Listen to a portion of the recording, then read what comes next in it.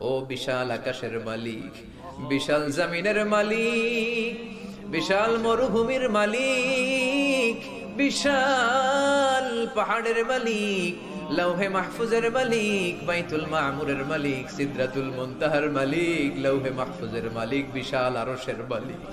তোমার আকাশ বাতাস, তোমার চন্দ্র সূর্য, তোমার পাহাড় পর্বত আরশের তুলনায় আমাদের হাত দুইখানা বড় ছোট্ট গো আল্লাহ।